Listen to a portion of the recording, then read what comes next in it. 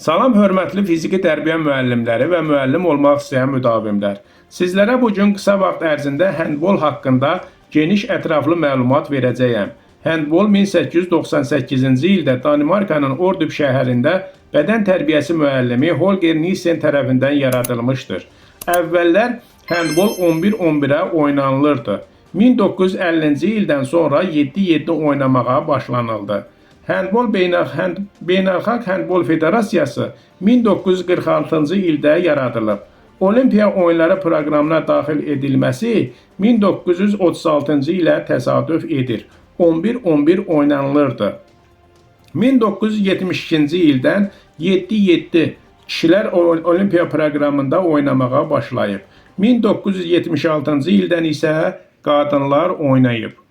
Azərbaycanda ilk handbol komandası 1957-ci ildə yaradılmışdır. Azərbaycan Handbol Federasiyası 1992-ci ildə yaradılıb. Elə həmin ildə də Beynəlxalq Handbol Federasiyasına üzv qəbul olunub.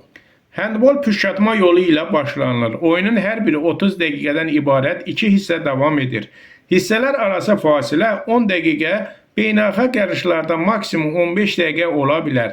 Hissələr arası fasilə yeni qaydalara əsasən, əgər hesab bərabər olarsa, 5 dəqiqəlik fasilə verilir və yenidən püşk atma və 2 dənə 5 dəqiqəlik hissələr oynanılır və hissələr arasındakı fasilə 1 dəqiqəyə qədər davam edə bilər. Hesab yenidən bərabər olarsa, yenidən 5 dəqiqəlik fasilə və püşk yenidən atılır və yenə 2 dənə 5 dəqiqəlik hissələr oynanılır. Bu hissədə də qalib müəyyən olunmazsa, artıq komandalar 5 dənə 7 metrlik penalti yerinə yetirəcək və penaltinin hansı qayda qapıya tərəf vurulacağını hakim müəyyən edəcək. Lakin penaltinin ilk kim yerinə yetirəcəyi püşk atma yolu ilə keçiriləcək. Handbolda xalların verilməsi: qalib komandaya 2 xal, məğlub 0. Bərabərlikdə isə hər komandaya 1 xal verilir. Topun ölçüləri qadınlar üçün 2, kişilər üçün 3 nömrə olur. Çevrəsi uşaqlar üçün 50-52 sm, topun çəkisi 230-330 qramdır. Qadınlar üçün çevrəsi 54-56 sm, topun çəkisi isə 325-375 qramdır. Kişilər üçün topun çevrəsi 58-60 sm, çəkisi isə 425-475 qramdır.